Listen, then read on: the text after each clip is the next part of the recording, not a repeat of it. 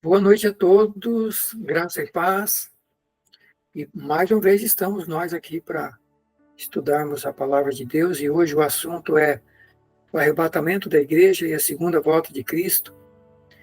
E é um assunto muito pertinente, muito relevante, que nós queremos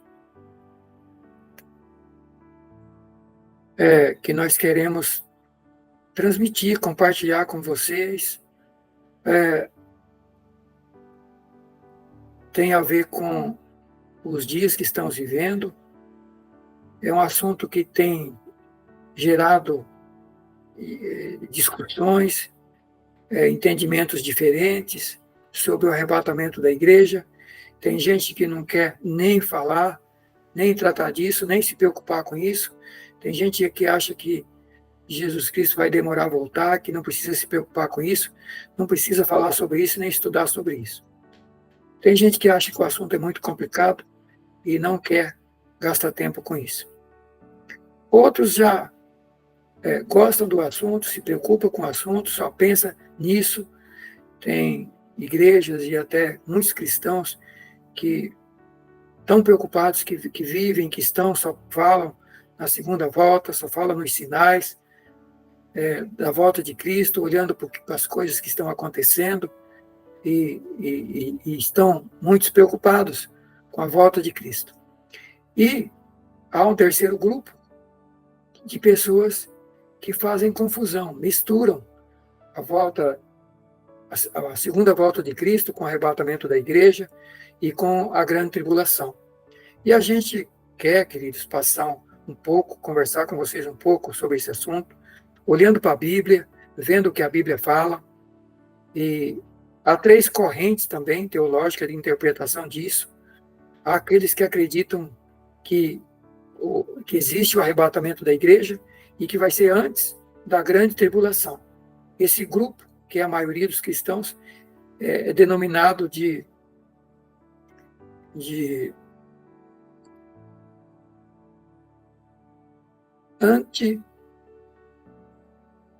pré-tribulacionista, ou seja, acredita que a igreja vai ser arrebatada antes da grande tribulação, através do arrebatamento.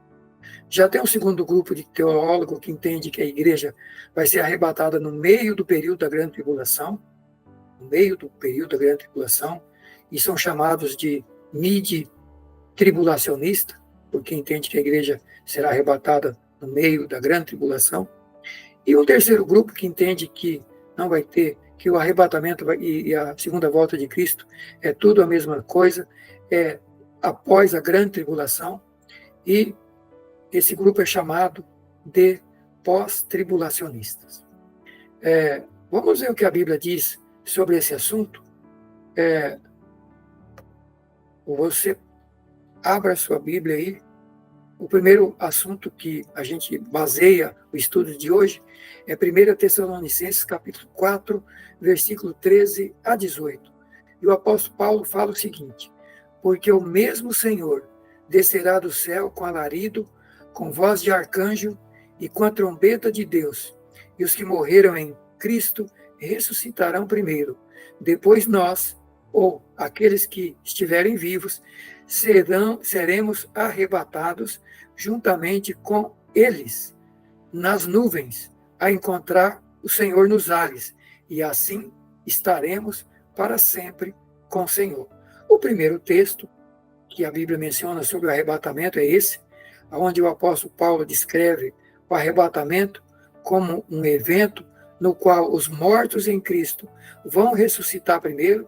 Jesus Cristo vem até as nuvens, não, no arrebatamento Jesus não vem até a terra, ele vem até as nuvens, é o que diz o texto inteiro. Aqui eu li só o versículo 18, acredito que eu li só o 18.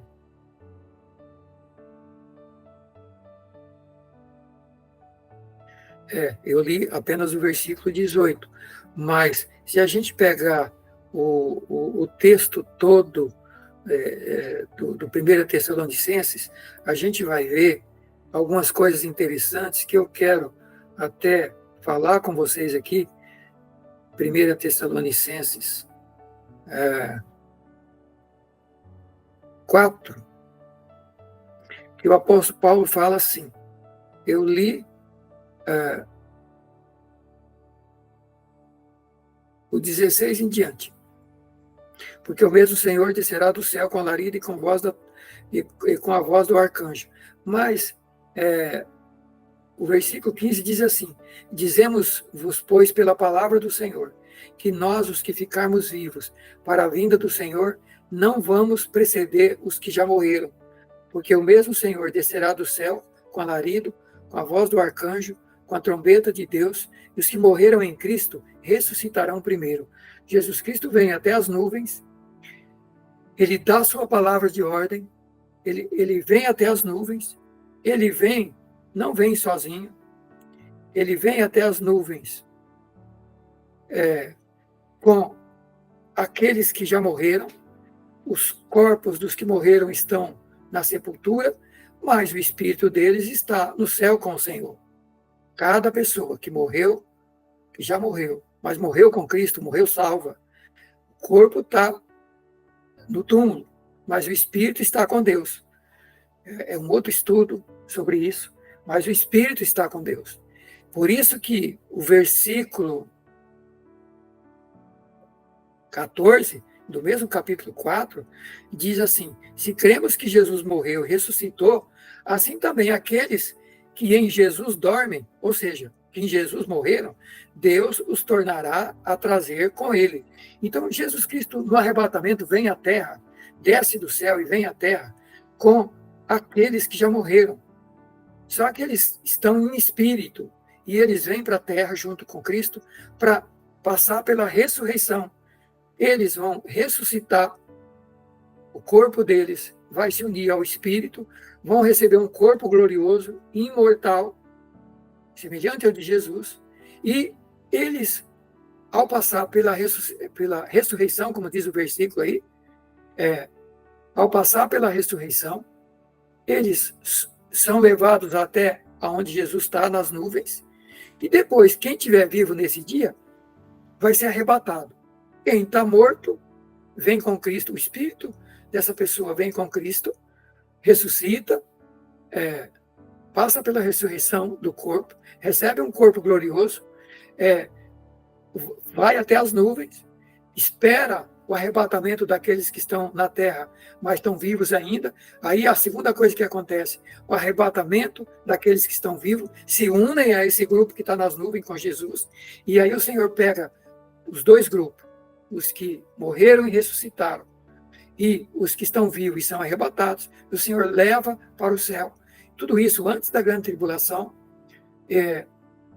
porque daí depois disso entra o período da grande tribulação. E só depois da grande tribulação acontecerá a segunda volta, e aí ele vem com todos, vem com a igreja, vem com todos esses que ele vai levar para o céu. Depois do período da grande tribulação, ele vem com todos eles, está lá em Apocalipse 19, ele vem com todos os seus santos para a terra, para julgar os ímpios, julgar as nações, prender o anticristo, prender a besta, prender Satanás, acorrentar por 1000 anos, e o Senhor vai reinar sobre a terra, Jesus Cristo vai reinar com a sua igreja sobre a terra durante 1000 anos. Então, meus queridos, o primeiro texto que trata do arrebatamento é esse que nós estamos estudando, 1 Tessalonicenses 4, 13 a 18. Vamos para o segundo texto, 1 Coríntios 15, 51 e 52, que diz assim, eis aqui vos digo um mistério. Na verdade, nem todos dormiremos, mas todos seremos transformados. Por que nem todos dormiremos, nem todos vão morrer? Porque vai ter gente que no dia da volta de Cristo vai estar vivo e vai ser transformado e arrebatado. Mas quem morreu vai ressuscitar. Então, olha o versículo. Eis que vos digo um mistério. Na verdade, nem todos dormiremos, porque tem gente que vai estar viva. Mas todos seremos transformados. Num momento, num abrir e fechar de olhos, ante a última trombeta, porque a trombeta soará, e os mortos ressuscitarão incorruptíveis. E nós, Paulo disse nós, porque na época ele estava vivo. E nós, quem estiver vivo, vai ser transformado e arrebatado. Então, no dia do arrebatamento, primeiro, Paulo aqui nesse texto está dizendo que é tão rápido o arrebatamento que é num abrir e fechar de olhos. É como você e eu dar uma piscada. É questão de segundo. Portanto, não dá tempo de se preparar quando a trombeta tocar. Não dá tempo de se preparar. Quem tiver preparado recebe um corpo glorioso e é arrebatado. Quem está com Cristo desce, recebe a ressurreição, recebe um corpo glorioso, une ao seu espírito e sobe com Cristo para o céu. E quem não está preparado fica aqui para passar pela grande tribulação e passar por todos os castigos e todos os juízos de Deus que está lá registrado no livro do Apocalipse. Mas, meus queridos, por que esses textos já falam aí do arrebatamento e fala como será o arrebatamento, num piscar de olhos. Paulo chama isso até de mistério. Todo mundo vai ser transformado num corpo glorioso. Quem estiver vivo, quem estiver morto vai ressuscitar, se unir ao Espírito dele que vem com Cristo e vai ressuscitar, receber um corpo como o de Jesus, imortal, que não morre mais, que está aqui na terra, e em questão de segundo vai para o céu, um corpo extraordinário. Tudo isso é para quem estiver preparado. Quem estiver preparado para o arrebatamento, para essa volta de Cristo. E vai ser muito rápido, num abrir e fechar de olhos, num piscar de olhos. Não dá tempo de se preparar. Por isso que nós temos que nos preparar agora, hoje. Nós temos que nos preocupar com a volta de Cristo hoje. Preocupar com o preparo. Ver o que é preciso fazer e fazer o que Deus pede de nós para que possamos estar preparados. Mas, meus queridos, então, nesse texto de 1 Coríntios 15, o apóstolo Paulo destaca o arrebatamento como um evento repentino, rápido e transformador. Repentino porque não abrir piscar de olhos. Transformador porque esse corpo mortal, quem estiver vivo, vai ser transformado num corpo imortal.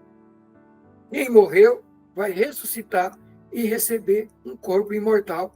E todo mundo, todos esses, os dois grupos, se unem ao Senhor Jesus nas nuvens e vão para o céu, passar durante o período da grande tribulação, vão estar no céu, em vários eventos que vai acontecer no céu, como as bodas do Cordeiro, o julgamento dos santos para receber o galardão pelo trabalho que prestou para Deus aqui na terra. Lá vai ter o julgamento, o galardão. O julgamento dos santos não é para te salvar. Quem já creu em Cristo não entra em condenação. Quem aceita Cristo, anda com Cristo, caminha com Cristo, obedece a Cristo, não entra em condenação, como Jesus falou. Quem ouve a minha palavra e crê naquele que me enviou, tem a vida eterna e não vai entrar em condenação. Então, quem estiver preparado e subir, ser arrebatado com Cristo, vai estar no céu, não para ser julgado, vai ser julgado as obras, vai ser avaliada a obra que fizemos aqui na terra e Deus vai dar recompensa, galardão, coroas, para cada um pelo trabalho que prestou. Mas, meus irmãos, por que a Bíblia fala, por que tem gente que não acredita no arrebatamento, diz que esses textos não estão falando de arrebatamento, que é uma volta só, mas veja bem, por que esses textos, primeiro que ele está falando de arrebatamento, e segundo, por que esses textos estão falando do arrebatamento? Porque se a igreja não vai passar pela grande tribulação, ela tem que ser tirada antes da grande tribulação. E a forma de Deus tirar a igreja da grande tribulação para que ela não passe pela grande tribulação é através do arrebatamento. É Jesus vindo nas nuvens e arrebatando, arrancando, tirando da terra aqueles que estão preparados para levar para o céu e estar com ele, antes da grande tribulação. E por que a gente acredita, quem é pré-tribulacionista, acredita no arrebatamento e acredita que a igreja não vai passar pela grande tribulação? No texto aí da lição, eu coloquei Malaquias 3:14 a 18 e Malaquias 4:1, que diz que lá em Malaquias 3:14 a 18, o povo estava dizendo, é inútil servir a Deus, o que adianta se esforçar para guardar os seus preceitos, os seus mandamentos, andar de luto diante do Senhor, porque os perversos são bem-aventurados, que estão vivendo o pecado, não estão nem aí para Deus, parece que estão vivendo tão bem, parece que com eles eles edificam, eles constroem, eles vivem a vida deles, eles tentam a Deus e escapam. O povo estava dizendo isso. E aí a Bíblia diz assim: então aqueles que temem ao Senhor conversam entre si, falam um com o outro, e Deus ouve e atenta os filhos dele, a conversa dos filhos dele, com aqueles que temem a Deus. E a Bíblia diz que tem um memorial que está sendo escrito diante de Deus, para aqueles que temem o seu nome, e para aqueles que se lembram do nome de Deus, lembram de temer a Deus, de obedecer a Deus.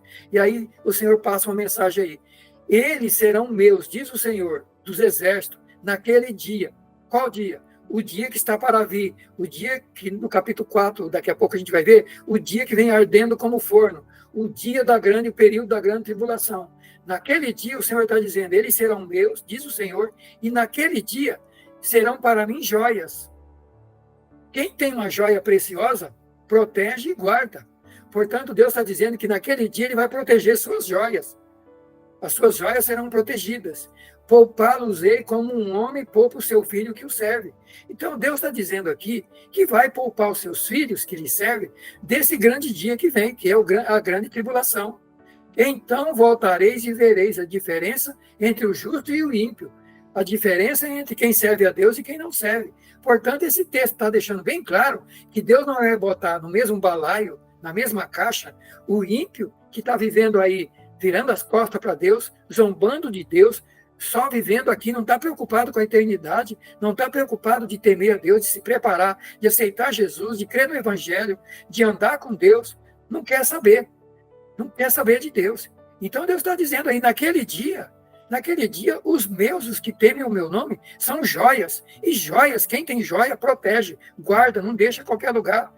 E mais que isso, os meus é como um filho, e o filho, o pai poupa o filho. O filho, o pai protege, o pai livra, o pai guarda. Então, meus queridos, esse primeiro texto já está deixando bem claro que Deus não mistura as coisas. É juízo para os ímpios, mas o povo de Deus vai ser protegido. E como é que Deus faz para proteger o seu povo? Tirando do meio dos ímpios, arrancando da terra através do arrebatamento.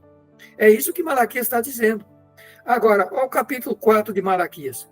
Nós vimos a parte final do 3. Olha a parte do capítulo 4, 1 a 3. Eis que aquele dia vem ardendo como fornalha, e todos os soberbos e todos os que cometem impiedade serão como palha, e o dia que está para vir os abrasará, diz o Senhor dos Exércitos, de sorte que não vai deixar raiz nem ramo. Esse dia do juízo de Deus, o período da grande tribulação, não vai deixar raiz nem ramo dos seres humanos.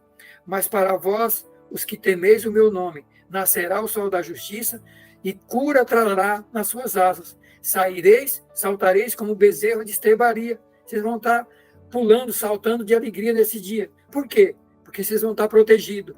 E pisareis os ímpios, que se farão cinza debaixo da planta dos vossos pés.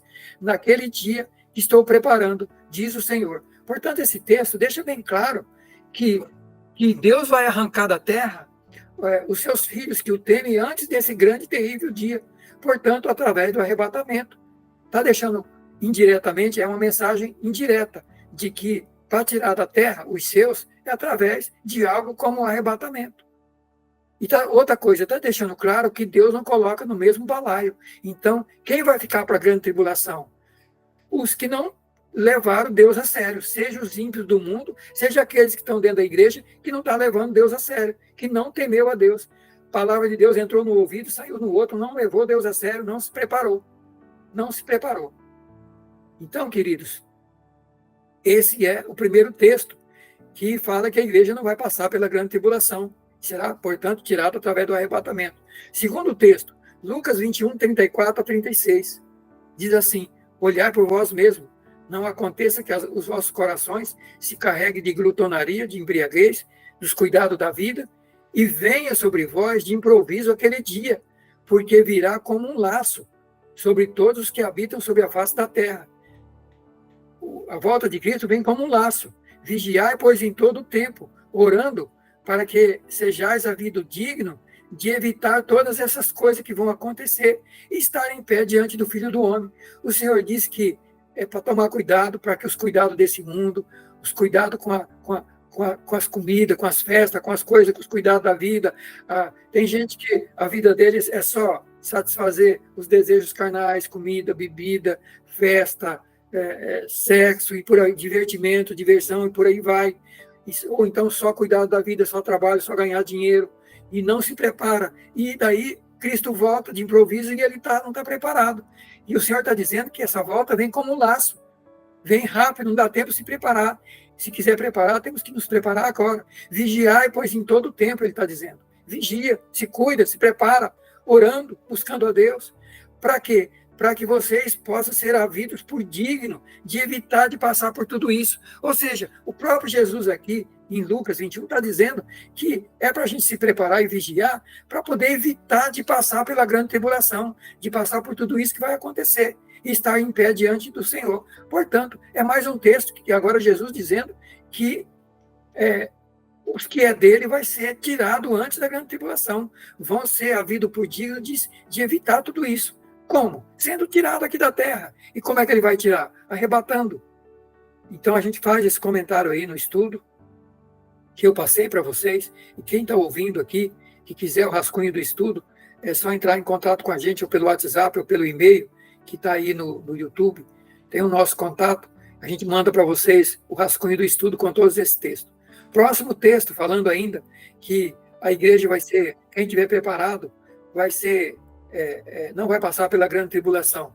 1 Tessalonicenses 1:10 e capítulo 5 do mesmo livro, versículo 9, que diz assim: a esperar do céu, o seu Filho, falando para a igreja, esperar do céu a Jesus Cristo, Filho de Deus, a quem Deus ressuscitou dos mortos, a saber, Jesus, que nos livra da ira vindoura. Então, mais um texto dizendo que Jesus Cristo nos livra da ira vindoura.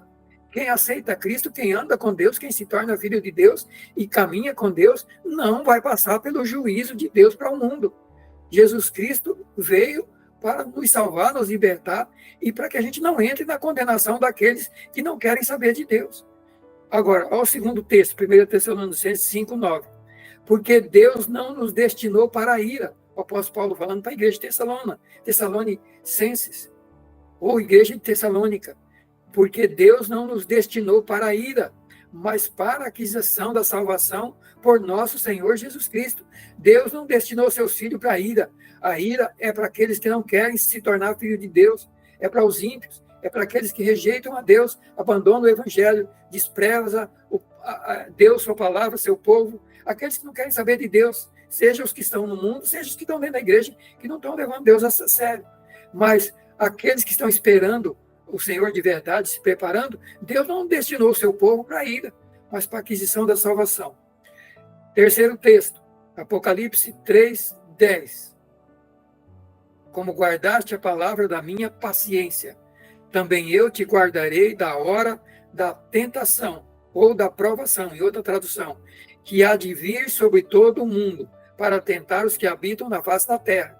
Essa é a mensagem para a igreja de Laodiceia, ou de Filadélfia, aliás, lá no Apocalipse 3:10. Essa promessa é para a igreja de Filadélfia, e é para todos os cristãos. Serão salvos da grande tribulação. Como guardaste a minha palavra, eu te guardarei da hora da tentação. Que hora da tentação é essa? A grande tribulação. Aí eu passei um gráfico aí no estudo, dizendo as diferenças entre o arrebatamento e a segunda volta. Primeiro, quem vai ser afetado com o arrebatamento? Apenas os crentes. O arrebatamento é só para os crentes, o restante ainda fica aqui para a grande tribulação. Já na segunda volta de Cristo, vai ser afetado todas as pessoas que estiverem na terra. A segunda volta de Cristo, ele vem visível, desce no Monte das Oliveiras, vem com os santos, depois da grande tribulação, com essa igreja que ele levou, vem para julgar quem não obedeceu, e vem para estabelecer, prender Satanás, julgar os ímpios, prender Satanás e seus demônios por 1000 anos, e julgar e estabelecer 1000 anos de paz na terra. Cristo vai reinar com a igreja na terra. Então, o arrebatamento abrange só crente, quem estiver preparado. Já a segunda volta, ele vem para todos. Onde Jesus aparece? Nas nuvens, no arrebatamento. Já na segunda volta, no Monte das Oliveiras. Então, no arrebatamento, ele vem nas nuvens, na segunda volta, vem visível, vem até o Monte das Oliveiras. No arrebatamento, não vem visível. Ninguém vai ver. Ninguém vai ver. Jesus chega, questão de segundos, arrebata quem está preparado, leva para o céu. As pessoas vão estar aí e não vai ver. Só vai ver quando chegar em casa, que vai ver gente faltando na família, gente faltando nos lugares, avião caindo porque o piloto foi arrebatado, carro batendo uns nos outros porque algum cristão dentro de algum carro vai estar preparado e foi levado para o céu. Vai estar uma confusão no planeta, mas isso é questão de segundo. Então, a primeira volta, no arrebatamento, ele não vem visível, ele vem invisível e é rápido. Na segunda volta, ele vem visível. A primeira volta vem nos ares, a segunda, no arrebatamento.